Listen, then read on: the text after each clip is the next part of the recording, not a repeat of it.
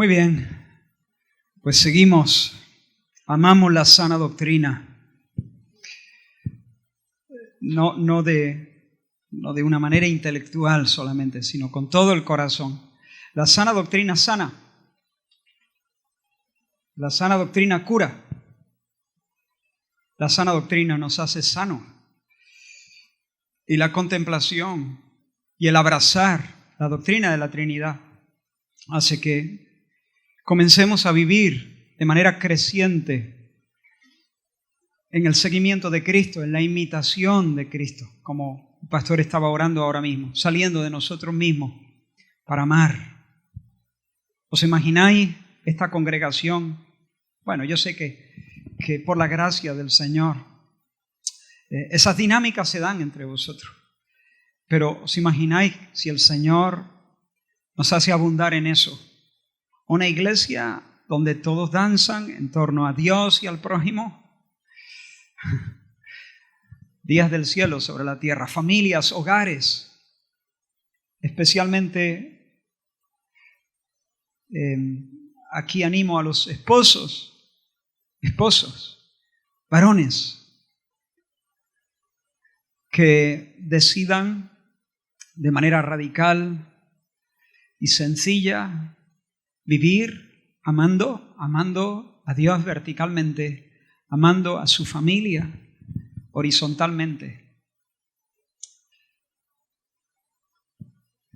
Muy bien, seguimos. James R. White dice: la Trinidad es la corona, la cumbre, el lucero más reluciente en el firmamento de las verdades divinas. Otra cita, en este caso de G.T. Shedd. Quiero enamoraros de esta realidad palpitante en Dios. Dice: la Trinidad es la más inmensa de todas las doctrinas de la religión, es la base de la teología. El cristianismo, en última instancia, es trinitarianismo. La Trinidad es la idea constitutiva de la teología evangélica y la idea formativa de la experiencia evangélica. Por muy misteriosa que parezca, la Trinidad es la doctrina que contiene toda la experiencia del hombre, porque alberga en sí la compasión infinita de la encarnación y la misericordia infinita de la redención. Ahora, es importante, hermano, entender que la palabra Trinidad no es bíblica. No aparece en la Biblia. Esta es una palabra técnica construida en el año 215 por Tertuliano para hacer referencia a una realidad que sí se nos presenta de manera indubitable, de manera clara en las páginas de las Escrituras. Por lo tanto, la pregunta que tenemos que hacernos no es tanto si el término Trinidad es bíblico o no es bíblico, sino si la palabra Trinidad o triunidad en realidad responde con precisión a lo que Dios ha revelado acerca de sí mismo. Eso es lo que interesa. Hay palabras que usamos que no son bíblicas, pero que sí apuntan a realidades que son claramente reveladas en las Escrituras. Ya hemos establecido entonces el triple fundamento de la doctrina que nos ocupa. Es así: Dios es tres personas. Cada persona es plenamente Dios. Hay un solo Dios. En estas tres frases está, digamos, la esencia de la doctrina de la Trinidad. La repito: Dios es tres personas. Cada persona es plenamente Dios. Solamente hay una esencia divina. Y cada persona es plenamente Dios y hay un solo Dios. Hemos hablado entonces del ágape trinitario. Y aunque ya se han mencionado algunos textos bíblicos, quiero en esta segunda sesión hacer un recorrido bíblico para ofrecer pruebas adicionales de que lo que estamos trazando aquí es realmente nace del suelo de la Escritura. Ya en la primera frase de la Biblia tenemos no una prueba de la Trinidad, no tenemos una enseñanza inequívoca de la Trinidad, pero sí una primera pista. La Biblia, ¿cómo comienza? En el principio creó Dios los cielos y la tierra. Ahora, hay algo muy interesante y muy extraño, por cierto, en la redacción de esta frase. Creó Dios. Porque el verbo creó, en el hebreo bara, está conjugado en singular. Él creó. Sin embargo, el sujeto es Elohim, Dios. Elohim es plural. Así que tenemos un sujeto plural y un verbo en singular. La frase es bastante rara. Ahora, como digo, esto no es un argumento que demuestra la Trinidad, pero es un atisbo, una especie de atisbo inicial de lo que nos vamos a ir encontrando en la Escritura. En el Antiguo Testamento, la doctrina de la Trinidad se va revelando parcialmente. En primer lugar, hay varios textos en los que el Señor, para referirse a sí mismo, utiliza el plural. Por ejemplo, en Génesis 1:26 dice, entonces dijo Dios, ¿qué dice? Hagamos, plural, hagamos al hombre a nuestra imagen, conforme a nuestra semejanza. Por supuesto, aquí Dios no está hablando con los ángeles. ¿Con quién está hablando Dios? Consigo mismo, y usa el plural. En Génesis 3:22 dijo Jehová Dios, he aquí el hombre es como uno de nosotros, sabiendo el bien y el mal. En Génesis 11:7 dice, ahora pues descendamos y confundamos allí su lengua para que ninguno entienda el habla de su compañero, en el episodio de la Torre de Babel. En Isaías 6:8 dice, después oí la voz del Señor que decía, ¿a quién enviaré y quién irá? De nuevo, por nosotros. Ahora, algunos han propuesto que esta forma de expresión corresponde a lo que se conoce como el plural majestático o el plural de majestad. ¿Eso qué es? Bueno, el plural majestático es una forma de expresión en la que un individuo habla en primera persona del plural con la intención de recalcar su propio poder y su propia majestad. Por ejemplo, cuando un rey, para recalcar su poder y su majestad, le dice a su súbdito, os perdonamos. Y el súbdito mira y no hay nadie más, es el rey nada más. No, pero él habla de sí mismo en plural para recalcar su poder y su majestad. Y algunos dicen, ve, eso es lo que está haciendo Dios en estos textos. Se trata de un plural de majestad. Sin embargo, los eruditos bíblicos dicen, no, imposible. No hay constancia de que el uso del plural majestático se dé en el hebreo del Antiguo Testamento. No es así. Aquí no estamos delante de un plural de majestad. Estamos ante algo que apunta hacia que en el ser divino hay una pluralidad de personas. Ahora, en segundo lugar, hay pasajes en el Antiguo Testamento en los que a dos personas distintas, claramente distintas, se les llama Dios o se les llama el Señor. Quizá el texto más significativo en este sentido es el Salmo 110, versículo 1. El Salmo 110 creo que es el salmo más citado en el Nuevo Testamento, si no recuerdo mal. Dice, el Salmo 110, versículo 1 dice, Jehová dijo a mi Señor, está hablando David, Jehová dijo a mi Señor, siéntate a mi diestra. Así que aquí David describe a Dios dirigiéndose a otra persona a la que le concede el derecho de reinar, de sentarse a su derecha. Y a este rey ungido del Señor, el salmista lo llama mi Señor.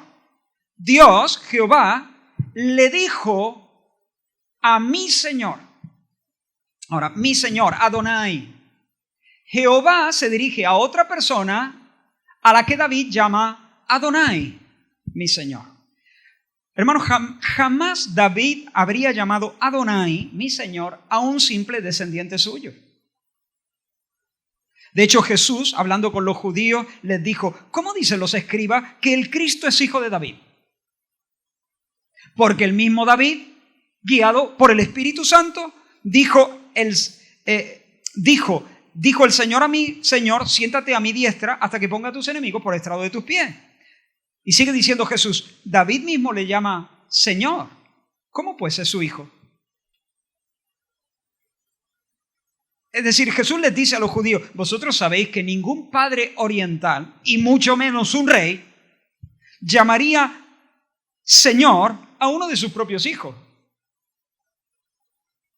Además, ¿cómo le llama mi Señor a un descendiente suyo que todavía no ha nacido? ¿No será que, porque ellos sabían que este texto era mesiánico, ¿no será que el Mesías ya existía cuando el salmista compuso este canto? ¿No será que el Cristo, además de ser hijo de David, es más que un hijo de David? Como hijo de David, procede de David, pero como Señor de David, precede a David y es superior a David. Por ejemplo, en Apocalipsis 22, 16 dice, yo Jesús, mira qué interesante este texto, yo Jesús he enviado mi ángel para daros testimonio de estas cosas en las iglesias. Yo soy, dice Jesús, la raíz y el linaje de David, la estrella resplandeciente de la mañana.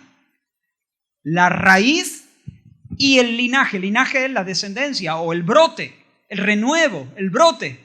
¿Cómo? ¿Jesús es la raíz o el brote? La raíz es lo que está debajo de la tierra, lo que sostiene el brote. El brote es lo que brota, lo que desciende, eso está por encima de la tierra. Entonces, ¿Jesús qué es? ¿El brote o es la raíz? Las dos cosas. Las dos cosas. Como descendiente de David, procede de David. Como raíz de David, precede a David. Así que el Salmo 110 está hablando de dos personas, Jehová por un lado y Adonai por otro. Dos personas distintas a las que se les da el rango divino. Jehová y Adonai. Otro pasaje significativo es el Salmo 45. Los versículos 6 y 7 dice, tu trono, oh Dios, es eterno y para siempre. Cetro de justicia es el cetro de tu reino. Has amado la justicia y aborrecido la maldad. Por tanto, te ungió Dios, el Dios tuyo. ¿A quién le habla el salmista? ¿A quién se dirige? A Dios. Tu trono, oh Dios, tu trono es eterno. Y luego más adelante dice, te ungió Dios. Escucha esto. Oh Dios, te ungió Dios. A ver. ¿Es Dios o es el ungido de Dios? Las dos cosas. El salmista habla de un rey ungido y a ese rey se le llama Dios. Así que tenemos dos personas diferenciadas a las que se les llama Dios. La primera unge. La segunda persona es ungida. En tercer lugar, en primer lugar dijimos que Dios usa el plural para referirse a sí mismo. En segundo lugar, hemos visto que hay pasajes en los que a personas distintas se les llama Señor o Dios. En tercer lugar, es muy clarificador el trato que se le da a un personaje misterioso, bueno, en cierta medida misterioso, llamado el ángel de Jehová o el ángel del Señor. ¿Qué es un ángel? Ángel, la misma palabra, es mensajero. Un ángel es un mensajero. Así que tenemos a un mensajero del Señor al que en ocasiones se le llama Dios. Por ejemplo, en Génesis 16, del 11 al 13, dice, además le dijo el ángel de Jehová, he aquí que has concebido y darás a luz un hijo y llamarás su nombre Ismael. Entonces, Agar llamó el nombre de Jehová que con ella hablaba, tú eres, ¿qué dice? Dios que ve, porque dijo, ¿no he visto también aquí al que me ve? ¿Con quién está hablando Agar? Agar está hablando con el ángel del Señor, es decir, el mensajero del Señor. Pero a pesar de ser un enviado del Señor o un mensajero del Señor, el ángel es Dios que ve. ¿Es enviado por Dios o es Dios mismo? Las dos cosas. Tenemos a dos personas, en el sentido no humano de la palabra, pero dos personas divinas en este texto. Es Dios, enviado de Dios. En Éxodo capítulo 3, otro pasaje más, dice, se le apareció aquí el encuentro de Dios con Moisés, se le apareció el ángel de Jehová en una llama de fuego en medio de una zarza. Entonces Moisés dijo, veré esta grande visión, ¿por qué causa la zarza no se quema? Viendo Jehová que él iba a ver, lo llamó Dios de en medio de la zarza. Y le dijo, no te acerques, quita tu calzado de tus pies, porque el lugar en que tú estás, tierra santa es. Yo soy, le dice más adelante, el Dios de tu padre. Entonces Moisés cubrió su rostro porque tuvo miedo de mirar a. Pero comienza el texto diciendo que el que se apareció fue el ángel de Jehová. Pero de nuevo, aquí el ángel de Jehová es Dios mismo. Es enviado del Señor, pero es Dios mismo. Un texto más. En Éxodo, capítulo 23, versículos 20 al 22, dice, he aquí yo envío mi ángel delante de ti para que te guarde en el camino y te introduzca en el lugar que yo he preparado. Guárdate delante de él y oye su voz, no le seas rebelde, porque él no perdonará vuestra rebelión. Y ahora escucha, porque mi nombre está en él. Mi naturaleza está en él. Él es divino. Yo envío mi ángel. ¿Quién envía? Dios. ¿A quién envía? A su mensajero. Pero el mensajero enviado tiene el nombre de Dios. Es decir, es Dios. Así que en el Nuevo Testamento encontramos pasajes que apuntan al hecho de que el ser de Dios es plural. Porque Dios usa al hablar de sí mismo el plural nosotros. Porque hay personas claramente distintas, diferenciadas, que tienen estatus divino, a las que se les llama Dios o Señor. Y porque al mensajero de Jehová a veces se le llama también Jehová o Dios o Señor. ¿Hasta aquí vamos bien? Entramos en el Nuevo Testamento. Aquí el misterio de la Trinidad se despliega de manera mucho más clara y más completa. Hay un número muy abundante de pasajes en los que las tres personas de la Trinidad aparecen juntas en una sagrada relación. Tenemos Mateo 3, del 16 al 17, por ejemplo. Este versículo es clave, ¿no? Aquí vemos a la Trinidad en un despliegue maravilloso en las orillas del Jordán. Dice, tan pronto como Jesús fue bautizado, subió del agua, y tenemos a Jesús, el Hijo. En ese momento se abrió el cielo y él vio al Espíritu de Dios bajar como una paloma y posarse sobre él. Y una voz del cielo decía, este es mi Hijo amado. Estoy muy complacido con él. Aquí tenemos las tres personas de la Trinidad. La primera persona, el Padre, que habla desde el cielo. La segunda persona, el Hijo, que sale de las aguas al ser bautizado. La tercera persona, el Espíritu Santo, que desciende en forma de paloma.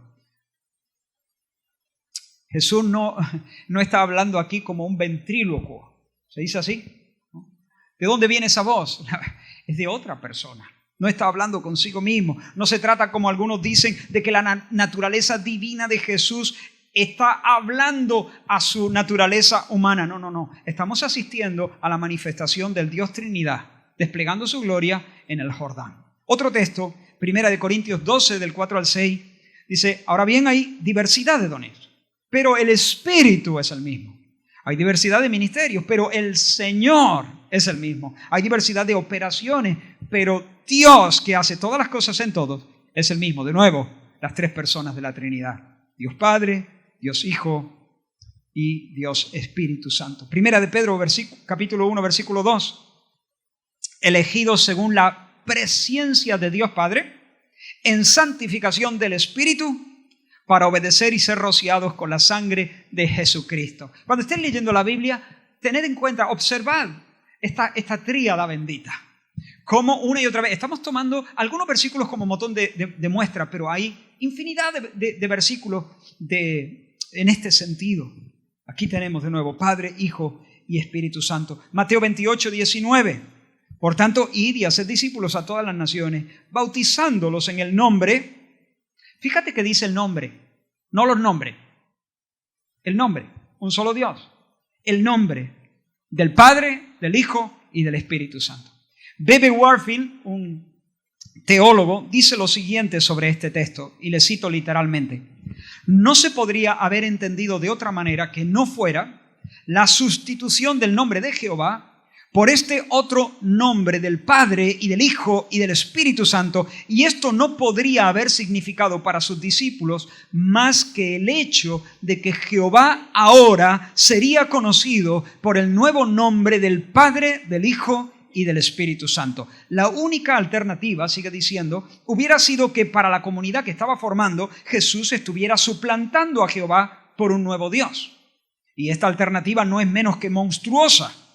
No estamos presenciando aquí el nacimiento de la doctrina de la Trinidad, sino el anuncio autorizado de la Trinidad como el Dios del cristianismo por parte de su fundador en una de las declaraciones más solemnes que se le hayan registrado.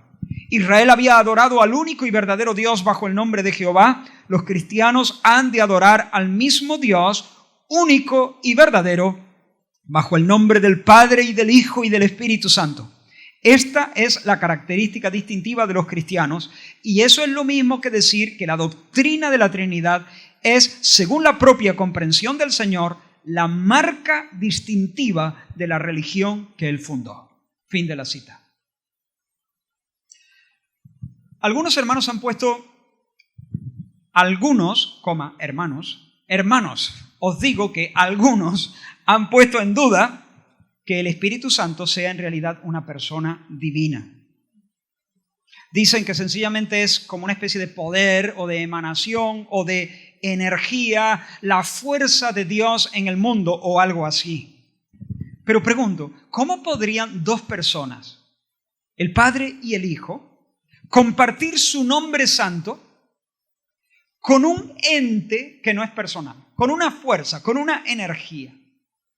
Asociar al Espíritu Santo de esta manera, al Padre y al Hijo, es una evidencia rotunda de la personalidad del Espíritu Santo. ¿Se entiende ese argumento? Además, el Nuevo Testamento siempre habla del Espíritu Santo no como algo, sino como alguien. A pesar de que la palabra espíritu, neuma, en el griego es una palabra neutra, siempre para hablar del Espíritu Santo se usa el pronombre personal. Por ejemplo, en Juan 14:26 se dice más el Consolador, el ayudador, el Espíritu Santo, Él os enseñará. No dice eso, aquello, os enseñará. No, Él, porque Él es una persona, Él os enseñará todas las cosas. O en Juan 16 dice, cuando venga el Espíritu de verdad, Él os guiará a toda la verdad. Él me glorificará porque tomará de lo mío y os lo hará saber. Incluso cuando el Espíritu Santo habla de sí mismo, porque en el Nuevo Testamento el Espíritu Santo habla acerca de sí mismo y lo hace en términos personales. Cuando nosotros hablamos de nosotros mismos, tenemos conciencia de ser personas, por eso decimos yo, mí. Pues el Espíritu Santo hace lo mismo. Por ejemplo, en Hechos 13 dice, ministrando estos al Señor, Hechos 13:2, ministrando estos al Señor y ayunando, dijo el Espíritu Santo, apartadme a Bernabé y a Saulo. Apartad para mí. Una fuerza no habla así. Una energía, una emanación no puede hablar en términos personales, no puede hablar. En Hechos 10, 19, 20 dice que mientras Pedro pensaba en la visión, el Espíritu Santo le dijo, he aquí 3 hombres te buscan, levántate pues y desciende y no dudes de ir con ellos porque yo los he enviado. Así que el Espíritu no es un poder ni una energía, es una persona divina, llena de inteligencia, conciencia, voluntad, intenciones, emociones, iniciativa, una persona que oye, que habla, que convence, que dirige, que enseña, que desea, que perdona, que da testimonio, que intercede, que reparte dones, que conoce, que prohíbe y que se entristece. Y que se entristece también. No contristéis al Espíritu Santo. Nosotros no podemos entristecer a una energía, pero sí podemos entristecer a una persona. Por último, si el Espíritu fuera solamente una fuerza o un poder divino, nos encontraríamos con textos que perderían su sentido. Pongo solamente un ejemplo. Dice Hechos 10:38, cómo Dios ungió con el Espíritu Santo y con poder a Jesús de Nazaret. Si el Espíritu Santo fuese un poder, el versículo sonaría algo así, como Dios ungió con poder y con poder. No, pero dice con el Espíritu Santo y con poder a Jesús de Nazaret y como éste anduvo haciendo bienes.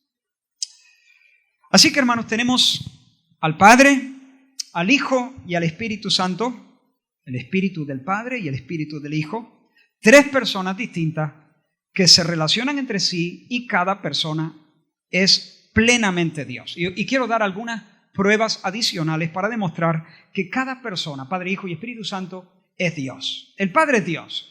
Para eso solamente un par de versículos.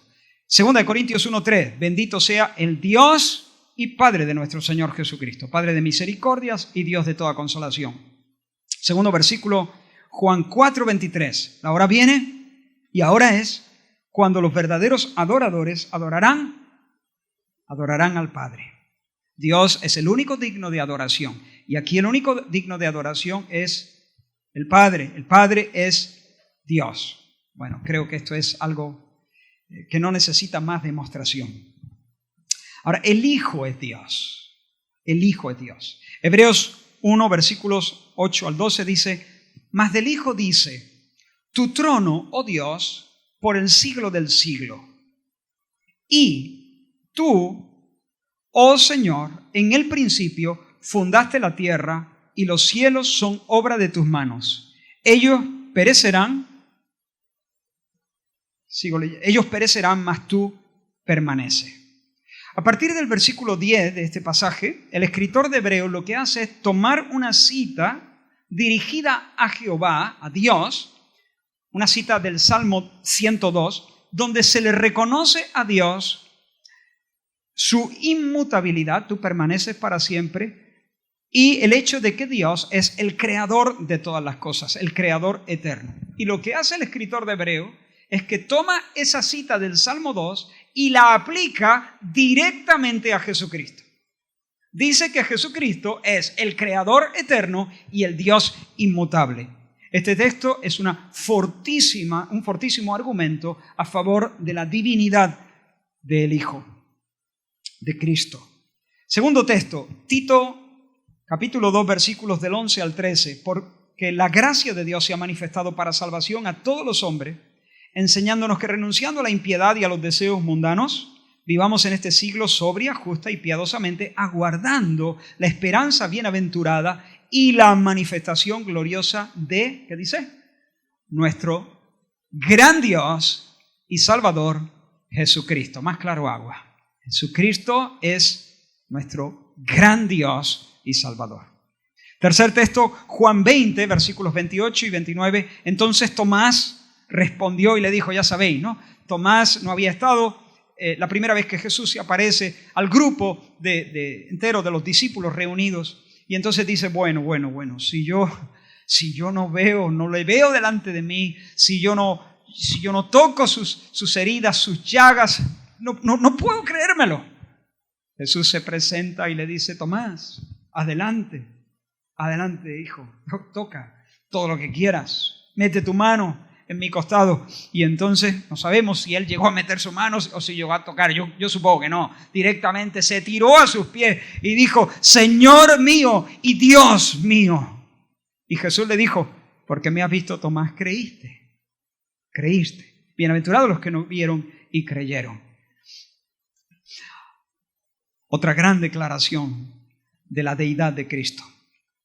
Otro texto, Juan 12, versículos 37 al 41, dice, pero a pesar de que había hecho tantas señales delante de ellos, no creían en él, para que se cumpliese la palabra del profeta Isaías, que dijo, Señor, ¿quién ha creído a nuestro anuncio? Por esto no podían creer, porque también dijo Isaías, cegó los ojos de ellos y endureció su corazón, para que no vean con los ojos y entiendan con el corazón y se conviertan y yo los sane. Y ahora atento, Isaías dijo esto cuando vio su gloria y habló acerca de él. En esa segunda parte en esa segunda referencia, en la primera parte del texto, se hace referencia a Isaías 53. Pero la segunda parte del texto se hace referencia a una visión que tuvo Isaías.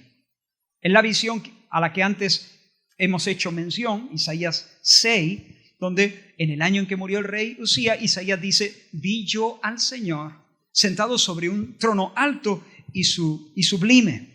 Y entonces Isaías dice: ay de mí que soy muerto, porque siendo hombre inmundo de labios y habitando en medio de un pueblo que tiene labios inmundos, han visto mis ojos al Rey Jehová de los ejércitos.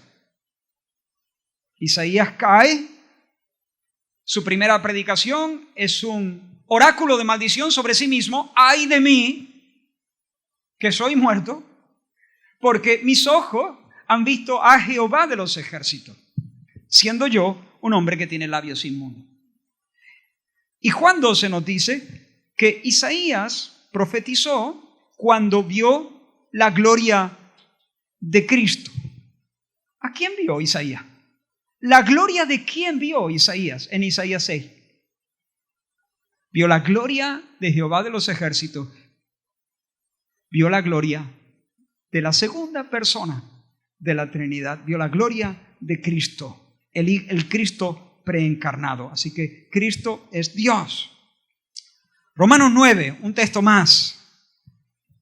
Bueno, espero no apabullaros con tantos textos, pero es un seminario, es una clase teológica. Hoy vamos a terminar muy cansados y espero que muy felices también, cansados y felices. Romanos 9. Porque deseara yo mismo ser anatema, separado de Cristo por amor a mis hermanos, los que son mis parientes según la carne, dice Pablo, que son israelitas, de los cuales, según la carne, vino Cristo, y ahora mira lo que dice, el cual es Dios sobre todas las cosas, bendito por los siglos. Amén. Así que el Hijo es Dios. Y en tercer lugar, el Espíritu Santo es Dios. El Espíritu Santo es Dios. Se le llama Dios en varios textos. Por ejemplo, en Hechos 5, 3 y 4, dijo Pedro a Ananías, ¿recuerdas? Que convino con su esposa, tramó un engaño. Y Pedro confronta a Ananías y le dice: Ananías, ¿por qué llenó Satanás tu corazón para que mintieses al Espíritu Santo? No has mentido a los hombres, sino a... Pero acaba de decir que mintió al Espíritu Santo. Ya, es que el Espíritu Santo es Dios. Otro texto, 1 Corintios 3, 16. ¿No sabéis que soy, qué dice? Templo de Dios. Tener templo solo le corresponde a Dios. Soy templo de Dios. ¿Pero quién habita en el templo? Y que el Espíritu de Dios habita o mora en vosotros. Así que el templo es templo de Dios, es santuario de Dios, pero el santo en el santuario es el Santo Espíritu. Bueno, en el creyente inhabita o mora el Padre y el Hijo por la presencia del Espíritu Santo. No solamente se le llama Dios, sino que en segundo lugar, al Espíritu Santo se le reconocen atributos divinos. Se le reconoce omnipresencia, por ejemplo, en el Salmo 139, versículos 7 y 8. El salmista dice: ¿a dónde me iré de tu Espíritu? ¿A dónde huiré de tu presencia? Si subiere a los cielos, allí estás tú. Si en el Seol hiciere mi estrado, he aquí, allí tú estás. ¿De dónde me escapo del Espíritu Santo? Es imposible salir de la presencia del Espíritu Santo. Siempre estoy en la presencia del Espíritu Santo porque el Espíritu de Dios es omnipresente. Y la omnipresencia es una perfección, es un atributo divino. En segundo lugar, se le reconoce omnisciencia. En 1 Corintios, capítulo 2, versículos 10 y 11, se nos dice: pero Dios nos las reveló a nosotros por el Espíritu, porque el Espíritu todo lo escudriña, aún lo profundo de Dios. Nadie conoció las cosas de Dios, sino el Espíritu de Dios. En otras palabras, el Espíritu lo sabe todo. Todo lo conoce, todo lo penetra, todo lo escudriña. Delante de Él están abiertas todas las cosas. Se le atribuye también eternidad, Hebreos 9:14. Cuanto más la sangre de Cristo, el cual mediante el Espíritu eterno, se ofreció a sí mismo sin mancha a Dios. En tercer lugar, no solamente se le llama al Espíritu Dios en varios textos. En segundo lugar, se le reconocen atributos divinos. En tercer lugar, se le reconocen obras divinas. Por ejemplo, la creación. En Job 26:13 se nos dice, su espíritu adornó los cielos. Su mano creó la serpiente tortuosa. Yo creo que cuando la Biblia habla de la mano de Dios, está hablando del espíritu. La mano de Dios o el soplo de Dios. En Job 33:4 dice, el Espíritu de Dios me hizo. Aquí aparece entonces en estos dos textos el Espíritu como el Creador. Pero también se le atribuye el nuevo nacimiento. Tito 3, versículo 5 dice, nos salvó, no por obras de justicia que nosotros hubiéramos hecho, sino por su misericordia, por el lavamiento de la regeneración y la renovación en el Espíritu Santo. El Espíritu Santo es el que renueva, el que regenera, el que produce el nuevo nacimiento. Se le atribuye también la resurrección final. En Romanos 8:11, el apóstol Pablo dice, y si el Espíritu de aquel que levantó de los muertos a Jesús mora en vosotros, el que levantó de los muertos a Cristo Jesús, vivificará también vuestros cuerpos mortales por su Espíritu que mora en vosotros. Así que, hermanos, a Dios se le llama Dios, al Espíritu, se le llama Dios, se le reconocen atributos divinos, se le atribuyen obras divinas y, como hemos visto ya, se le considera en muchos textos al mismo nivel que el Padre y el Hijo, nombrándolo junto a ellos, junto a la primera y a la segunda persona de la Trinidad. Así que el Padre es Dios, el Hijo es Dios, el Espíritu Santo es Dios, pero el Padre no es el Hijo no es el Espíritu Santo, ni el Espíritu es el Padre. Esta gráfica me ayuda. ¿Veis ahí? Dios Padre, Dios Hijo, Dios Espíritu Santo. El Padre es Dios, el Hijo es Dios, el Espíritu Santo es Dios. Pero el Padre, arriba, no es el Hijo no es el Espíritu Santo. Hay distinciones. Son personas individuales dentro del único ser divino. Perdonad que sea un taladro. Esta mañana estoy repitiendo y repitiendo, pero estas cosas deben estar claras en nuestra mente. Hablamos de tres personas distintas que poseen el mismo poder y deidad y que se relacionan internamente entre sí sin ser tres dioses, sino un solo Dios. De entrada esto parece una contradicción, pero no lo es. Vemos en pantalla una cita del teólogo Wayne Grudem. Y él dice, es saludable espiritualmente para nosotros reconocer abiertamente que el ser de Dios es mucho más de lo que jamás podremos comprender. Esto nos hace humildes ante Dios y nos lleva a adorarle sin reserva. Pero también se debe decir que la Biblia no nos pide que creamos en una contradicción. Quizá algunos te van a decir, pero eso es contradictorio. No, no lo es. Mira cómo sigue diciendo Grudem. Una contradicción sería, hay un Dios y no hay un Dios. Eso es una contradicción. O Dios es tres personas y Dios no es tres personas. Eso es una contradicción. Pero decir que Dios es tres personas y hay un solo Dios no es una contradicción. Es algo que no entendemos y por consiguiente es un misterio o una paradoja, pero no debería ser problema para nosotros siempre que la Biblia enseñe claramente los diferentes aspectos del misterio. Así que, misterio, por supuesto. Contradicción no. Esta doctrina de la Trinidad no violenta la lógica, no es ilógica. Es un misterio. pero no hace violencia a la lógica.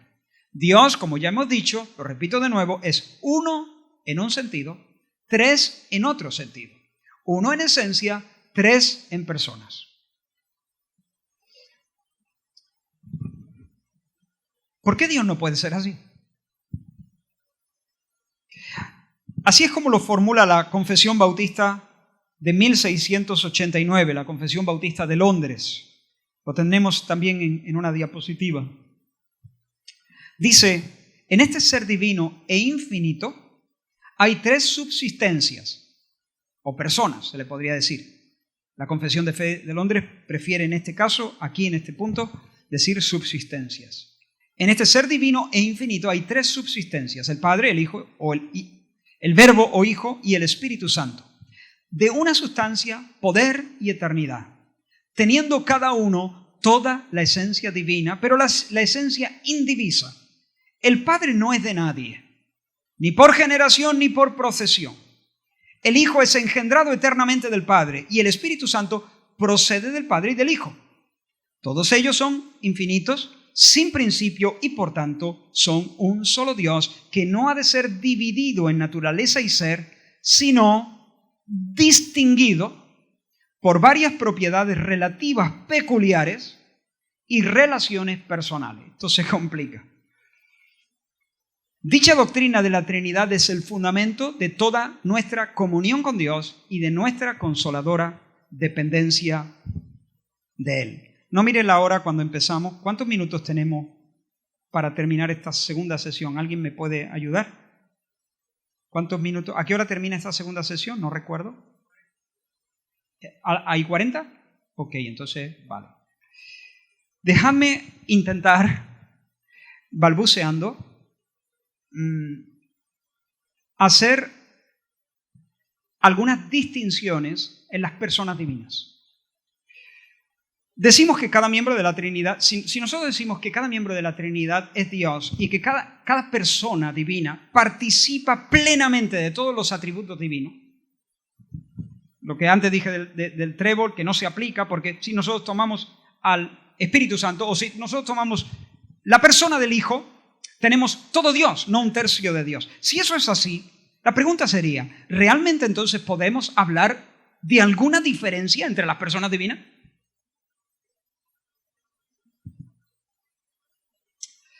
Las grandes confesiones de fe acerca de la Trinidad no solamente enfatizan la unidad de las tres personas, sino ciertas distinciones. Hay distinciones entre las personas. Se nos dice que el Padre, el Verbo y el Espíritu, tienen todos, cada uno de ellos, toda la esencia divina, pero la esencia indivisa. Pero enseguida, la confesión de fe que acabamos de leer, enseguida se destaca algunas distinciones personales. ¿Dónde están las distinciones? Bueno, las distinciones se establecen en las relaciones que las personas divinas tienen entre sí y las relaciones que las personas divinas tienen con la creación. Ahí es donde radica. Voy a intentar, espero no haceros un lío en la cabeza. En primer lugar, las personas divinas se distinguen en sus relaciones mutuas. Los teólogos hablan de esta manera, ad intra, hacia el interior. En el ser íntimo de Dios, las personas se relacionan. Y teniendo en cuenta cómo se relacionan las personas, podemos hacer ciertas distinciones entre el Padre, el Hijo y el Espíritu. Antes que el mundo fuera creado, el Padre ya era Padre y el Hijo ya era Hijo. En cuanto a su ser o sustancia, no hay diferencia entre ambos. Son uno esencialmente. Todo lo que es del Padre también es del Hijo. La única diferencia entre el Padre y el Hijo está dada por la relación que hay entre ellos. El Padre comunica todo al Hijo, menos el ser Padre. ¿Se entiende?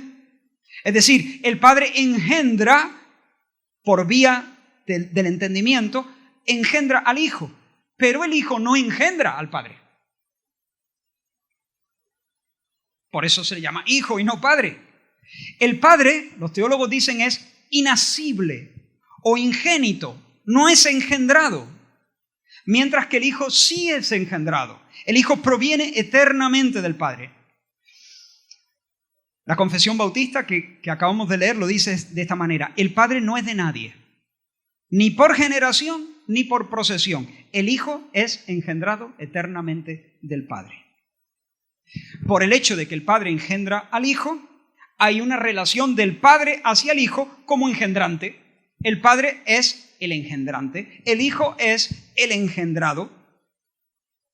La primera persona, el Padre, por lo tanto, tiene con respecto a su Hijo una relación de paternidad. Y la segunda persona tiene con respecto al Padre una relación de filial, de filiación. Así que para el Padre corresponde la paternidad, para el Hijo la filiación. Esa es la diferencia entre el Padre y el Hijo. Por eso las confesiones dicen: no debemos confundir las personas. El Hijo no es Padre, el Hijo no engendra, engendra el Padre. El Padre no es engendrado, el Padre es inacible, ingénito. Al Padre le corresponde la paternidad, al Hijo le corresponde la filiación. Y por su parte, el Espíritu Santo procede, esa es la palabra técnica, procede del Padre y del Hijo. Y esto lo basamos en 2 versículos de Juan. Juan 15:26 dice: cuando venga el Consolador, a quien yo os enviaré del Padre, el Espíritu de verdad, el cual procede del Padre, Él dará testimonio acerca de mí. Y en Juan 16:7 dice, Jesús dice: yo os digo la verdad, os conviene que yo me vaya, porque si no me fuera, el Consolador no vendría a vosotros, mas si me fuere, os lo enviaré. Os lo enviaré. Así que el Padre y el Hijo, como hemos dicho en la primera sesión, se aman de tal manera que expiran, otra palabra técnica, expiran una nueva persona llamada el Espíritu Santo. Los teólogos llaman a eso expiración activa. Hermano, para ser sanos en la fe, no os tenéis que aprender estas palabras, ¿eh? Tranquilo, tranquilo. Pero yo espero que después de esta mañana, por lo menos tengamos algunas cosas muy claras para que el enemigo no nos dé gato por liebre. ¿De acuerdo? Y el Espíritu, el amor expirado, se relaciona con el Padre y el Hijo. Cuando el amor expirado, cuando el Espíritu contempla eso se conoce como expiración pasiva o procesión. Bueno, esos son los términos. Generación y procesión. Dentro de la generación, paternidad y filiación. Dentro de la procesión, una expiración activa, una expiración pasiva. Así es como los teólogos lo han intentado, han hecho lo que han podido, han intentado definir estas relaciones ad intra, hacia el interior del seno trinitario. Así que lo único que se puede distinguir entre sí son las relaciones que las distintas personas tienen entre sí. Yo he escuchado decir a algunas personas, así en un tono como con los ojos vueltos, ¿no? Percibo ahora la persona del Padre. Y ahora percibo la persona del Hijo. Y ahora distingo la acción. Eso es imposible, hermano. Eso es una patada teológica. No se puede hacer este tipo de distinciones. En nuestra experiencia no podemos distinguir. Sí podemos distinguir apuntando a las relaciones internas y a su relación, como ahora voy a explicar, a su relación externa con la creación. Pero a la hora de conocer o de amar o de contemplar al Dios Trino, nosotros no podemos distinguir. ¿Por qué distingues? ¿Cuál es el rasgo? ¿Cuál es la perfección? ¿Cuál es el aroma que distingues en el Hijo que no distingue en el Padre, o en el Espíritu Santo que no distingue en el Hijo? Eso no tiene sentido. No tiene sentido. Suena bien, ¿no? Suena como diciendo, ahí va, ¿qué nivel, ¿no? ¿Qué nivel? Pero no es real. No es real. Ahora, sí es verdad, y ahí sí, que a veces el Señor puede traer impresiones sobre nuestro corazón tocantes a la gloria del amor paternal de Dios o la gloria de la gracia redentora del Hijo. Eso sí, tomar conciencia de esas cosas, pero no que podamos distinguir por cierto aroma o por ciertas perfecciones entre una persona y otra de la Trinidad. En segundo lugar, las personas divinas, además de distinguirse por sus relaciones íntimas, mutuas, se distinguen, como he dicho, por las relaciones con las criaturas. Los teólogos hablan ahora ad extra, hacia el exterior, hacia afuera. Cuando la Biblia habla de la forma en que Dios se relaciona con el mundo, tanto en la creación como en la redención, se dice que el Padre, el Hijo y el Espíritu Santo tienen funciones diferentes o tienen actividades primarias distintas. Esto se conoce como la economía de la Trinidad o la Trinidad económica, en el sentido no de dinero, sino económica como en el sentido de ordenamiento de actividades. Eso es lo que etimológicamente significa económica.